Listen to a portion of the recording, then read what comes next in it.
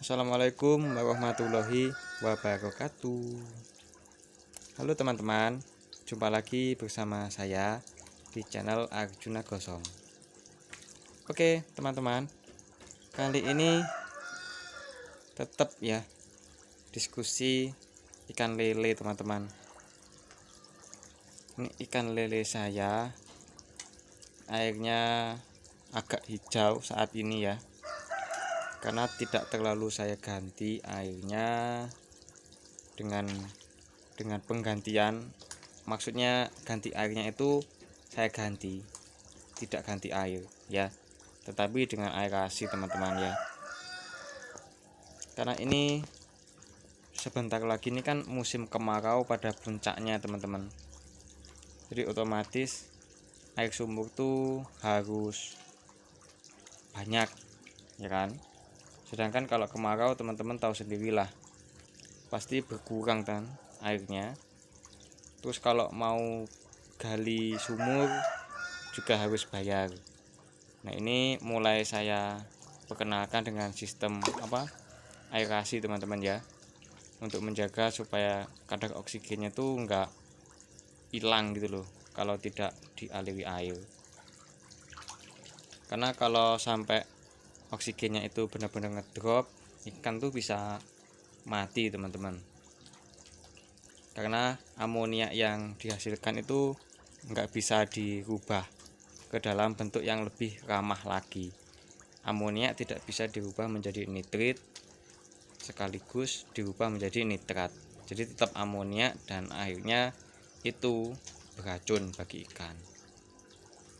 Oke teman-teman, ini selain saya kenal dengan sistem aerasi, ini juga saya kasih pakan tambahan teman-teman ya, namanya daun cakar ayam.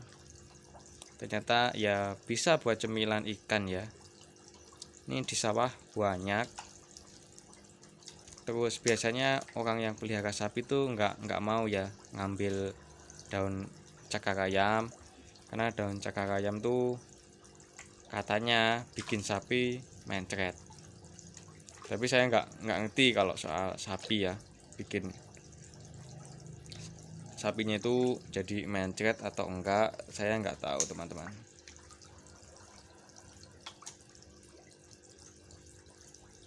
Lahap sekali, bahkan sampai ada yang naik-naik ke daun, kayak milih-milih gitu loh. Mungkin di rumputnya itu tuh kayak ada ulat-ulat kecil gitu kan. Nah jadi itu yang diambil duluan, karena kan lele lebih suka daging kan. Tapi ini daripada saya cuma diem kan, akhirnya saya di sawah ya kan, sambil menyehatkan badan lah. Apa ya namanya ya, Dede ya, Dede gitu teman-teman. Kelihatan.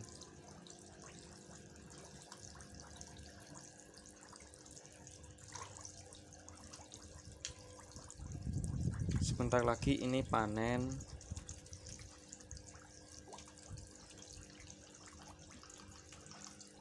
Sebelah sana saya tanami sawi teman-teman ya. Jadi sawinya organik, keliling teman-teman. Jadi di sana anggur biar merambat gitu, anggur Crimson Seedless teman-teman. Jadi nggak ada bijinya itu anggurnya.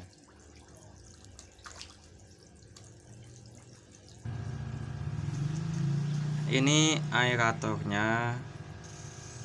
Jadi ini harganya 50 ribuan teman-teman ya. Dua ini saya jadikan satu, tujuannya lebih terlihat kenceng aja sih kalau di tengah.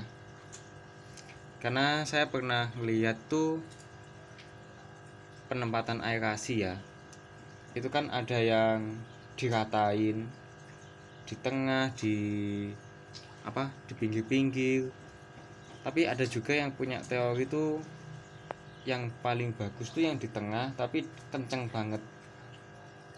Karena ikan lele itu kan paling nyaman di pinggir kan. Nah, yang di tengah itu kayak tempat yang tidak disukai ikan lele. Jadi ketika dikasih oksigen ya, ikan lelenya tuh mau nyebar gitu loh. Jadi rata gitu. Jadi saya ikut-ikutan yang sistem aerasinya itu di tengah.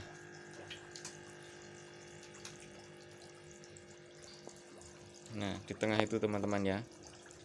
Kalau di kamera tidak terlalu kelihatan teman-teman ininya, adukannya. Tapi kalau dilihat langsung itu ya kelihatan gede. Ya mungkin efek cahaya kali ya. Ini kelihatan kecil.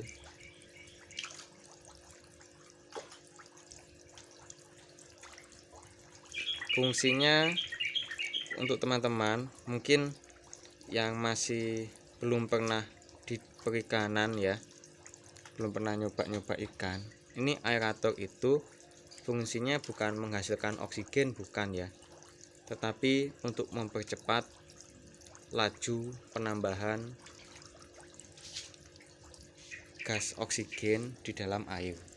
Jadi sekalipun teman-teman ya, sekalipun tidak ada aeratornya, itu sebenarnya setiap hari itu ya, setiap detik, setiap saat itu ada pertukaran oksigen, karbon dioksida dari air ke udara langsung seperti ini teman-teman ya.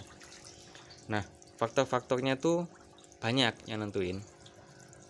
Bisa jadi pergerakan air ya, itu tuh juga bisa membuka celah bagi keluarnya gas karbon dioksida, oksigen dan semacamnya ya, pertukaran gas. Intinya seperti itu.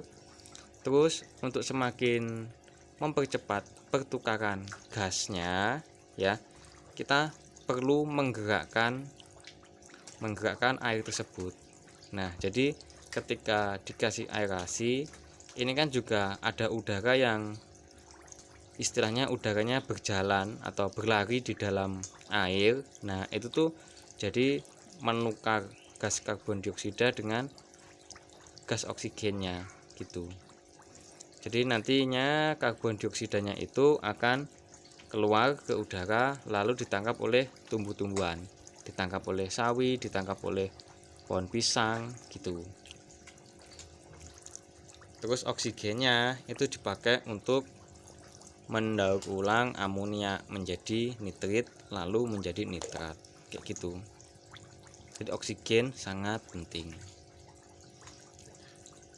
Nah, gini teman-teman ya, apa yang terjadi apabila oksigennya itu terlalu gede, ya kan? Nah, itu tuh hanya akan buang-buang listrik teman-teman ya. Ikan lelenya nggak apa-apa, cuma penambahan kadar oksigen itu nggak bisa kok dipukul rata. Kalau airnya segini dikasih aeratornya sampai 100 aerator misalkan ya, terus oksigennya itu bisa sampai tinggi, itu nggak bisa. Jadi ya sewajarnya aja gitu. Penambahan kadar oksigen terlarutnya itu nggak selalu sebanding dengan jumlah, karena kemampuan airnya itu hanya bisa menampung misalkan 10 ppm gitu maksudnya ya, bukan berarti bisa 100 ppm. Nanti kalau dikasih aerator 1000 bisa 1000 ppm terus airnya menjadi super burning, super jernih, itu nggak bisa.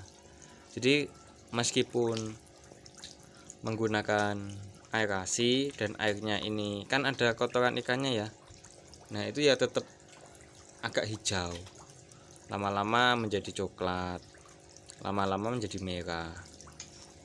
Nah kalau apa maksudnya jadi merah, itu tuh berarti beban oksigennya itu harus ditambah teman-teman gitu, karena partikel organiknya itu kalau di air yang coklat dan merah itu tuh lebih tinggi teman-teman. Jadi kebutuhan oksigennya yang ada di dalam air itu juga lebih besar gitu. Kalau ikan lelenya sih bisa ngambil, kalau ikan lelenya bisa ngambil oksigen langsung ya dari udara ya. Tapi kalau mikroorganisme yang ada di dasar kolam kan nggak bisa gitu. Oke teman-teman, terima kasih. Segitu aja. Kalau ada salah kata mohon maaf. Bye bye.